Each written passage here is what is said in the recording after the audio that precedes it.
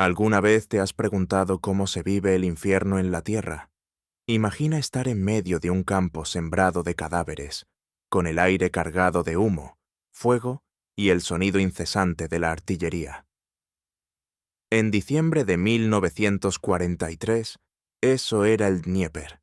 Las aguas de este río, que divide Ucrania, no solo arrastraban ramas o restos de barcazas, arrastraban cuerpos, cientos, miles. La batalla del Dnieper se convirtió en una de las más grandes, brutales y sangrientas de toda la Segunda Guerra Mundial, y hoy vamos a sumergirnos en sus momentos más decisivos. Quédate hasta el final para descubrir cómo una lucha titánica cambió el destino de Europa del Este. Y si aún no lo has hecho, considera suscribirte para no perderte más relatos como este. El escenario se dibujaba con tonos sombríos. En el verano de 1943, tras el fracaso en Stalingrado y la retirada en Kursk, los alemanes se veían forzados a retroceder. El grupo de ejército sur de Hitler estaba agotado, mal equipado y desmoralizado. Sin embargo, las órdenes eran claras. El Dnieper debía ser defendido hasta el último hombre. Adolf Hitler, obsesionado con mantener posiciones, les exigió a sus tropas que no cedieran ni un solo metro sin combate. Así nació lo que se conocería como la línea Panther-Wotan, una defensa improvisada a lo largo del río, diseñada para frenar la marea del Ejército Rojo. Al otro lado, el Ejército Rojo estaba listo para la venganza. Stalin había concentrado un ejército de proporciones colosales: 2,5 millones de soldados, 51.000 cañones, 2.400 tanques y cerca de 3.000 aviones.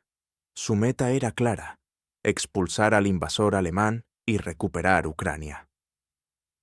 El recuerdo de las atrocidades cometidas por las tropas nazis en territorio soviético avivaba el fuego en los corazones de los soldados rojos. No era solo una batalla por el territorio, era una cruzada por la redención y la justicia. El 24 de agosto de 1943 comenzó la ofensiva. La calma del amanecer fue rota por el estruendo de miles de cañones. El suelo tembló bajo la lluvia de artillería. Las tropas soviéticas avanzaron en 5 frentes: norte, noroeste, central, sudoeste y sur. La idea era clara: presionar en todo el ancho del Dnieper, desbordar las defensas y crear tantas cabezas de puente como fuera posible. La resistencia alemana fue feroz. 1.250.000 soldados de la Wehrmacht, apoyados por más de 12.000 cañones, 2.100 tanques y 2.000 aviones de la Luftwaffe, trataban de frenar el avance. Pero la diferencia numérica era abrumadora. La lucha no fue solo entre máquinas. Fue combate cuerpo a cuerpo en trincheras, granadas lanzadas a ciegas, cuchillos desenvainados en el lodo.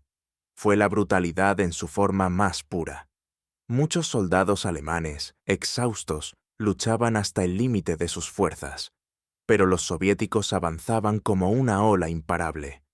El Dnieper se convirtió en un río de sangre.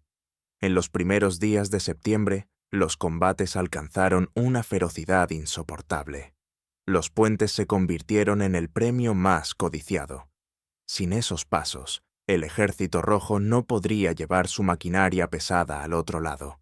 Allí se concentraron los esfuerzos de los alemanes. Allí se libraron las batallas más desesperadas. La Luftwaffe, aunque disminuida, realizó misiones suicidas para detener las balsas y barcazas soviéticas. Pero no bastó. A pesar de las pérdidas enormes, el Ejército Rojo consiguió abrir las primeras cabezas de puente. El 22 de septiembre tomaron un paso clave. 2 días después, otro. Y para finales de mes, más de 20 puntos de cruce estaban en manos soviéticas. Las tropas alemanas comenzaron a retirarse hacia Kiev, intentando ganar tiempo y reorganizarse. Pero cada metro era un martirio. Cada kilómetro de retirada costaba miles de vidas.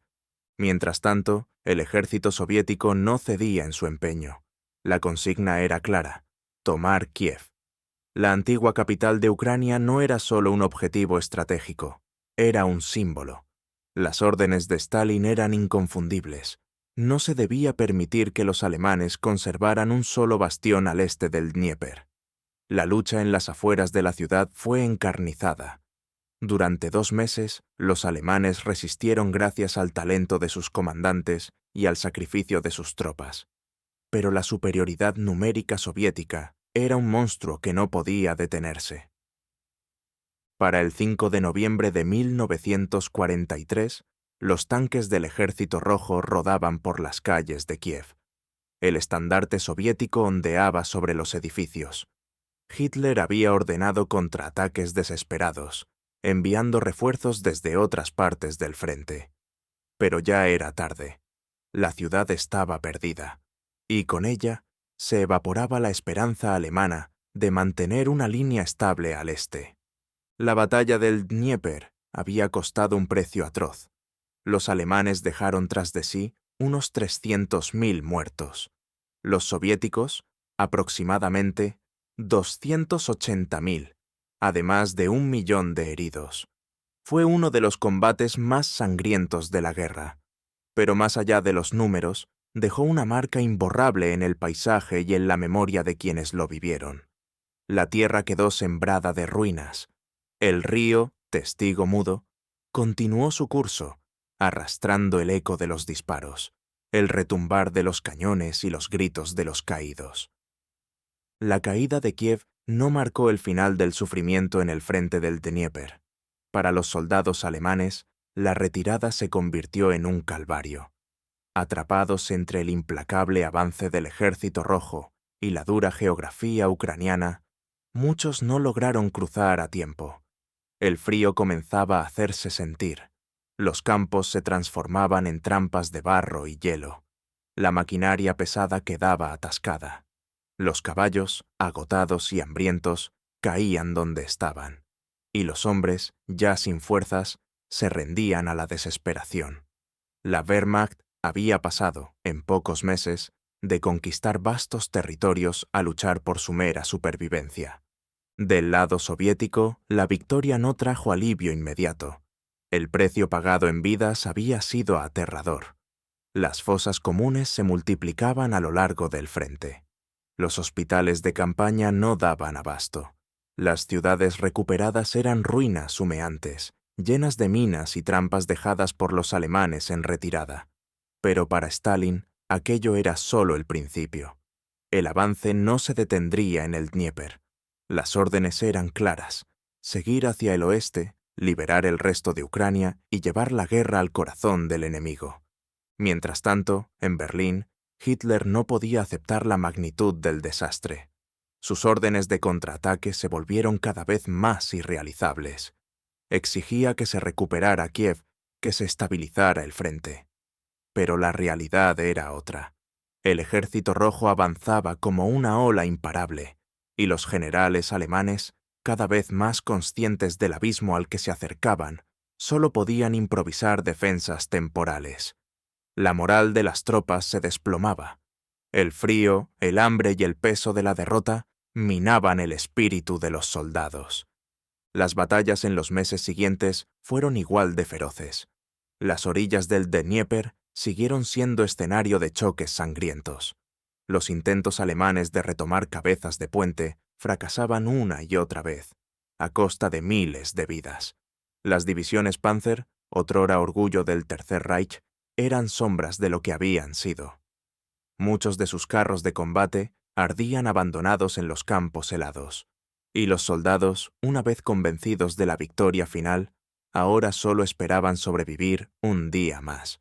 Por su parte, el Ejército Rojo aprendía de sus errores. Cada ofensiva era más coordinada, más eficaz. Los soldados ganaban confianza, conscientes de que el enemigo retrocedía. Las fábricas al este de los Urales trabajaban día y noche, suministrando armas, municiones y tanques. El poder industrial soviético comenzaba a inclinar definitivamente la balanza. En los pueblos liberados, los habitantes salían de sus escondites, entre lágrimas y abrazos, pero también con horror en sus ojos. Las atrocidades cometidas por las tropas alemanas durante la ocupación habían dejado cicatrices profundas. Las calles estaban llenas de destrucción, las iglesias reducidas a escombros, los campos quemados. La guerra no había terminado para ellos, solo cambiaba de forma. El Dnieper, antaño símbolo de unión y vida, era ahora un recordatorio constante del sufrimiento. La propaganda soviética convirtió la victoria en el Dnieper en un símbolo del renacimiento de la patria. Los carteles mostraban soldados cruzando el río, banderas ondeando al viento, mientras el enemigo era empujado hacia el oeste. En Moscú, los líderes celebraban el avance, pero también planeaban las próximas ofensivas. Lo que comenzó en las orillas del Dnieper se transformaría pronto en la liberación de toda Ucrania, Bielorrusia y, finalmente, la llegada a Berlín. Y sin embargo, entre tanta estrategia y batallas, fueron los hombres comunes quienes cargaron el mayor peso. Soldados jóvenes, muchos sin experiencia, arrojados al frente. Familias rotas, pueblos enteros arrasados. El Dnieper no solo dividía geografías, dividía destinos. Para algunos era el inicio de la liberación, para otros el comienzo del fin. Y en el fondo, todos sabían que la guerra seguiría cobrándose un precio inimaginable. Si has llegado hasta aquí, gracias por acompañarnos en este viaje por uno de los capítulos más oscuros de la historia de la Segunda Guerra Mundial. No olvides suscribirte para seguir explorando juntos los hechos que cambiaron el rumbo de la humanidad. La memoria de estas batallas, de los héroes y de las víctimas, merece ser recordada y comprendida, porque sólo así podremos reflexionar sobre el costo real de la guerra y el valor de la paz.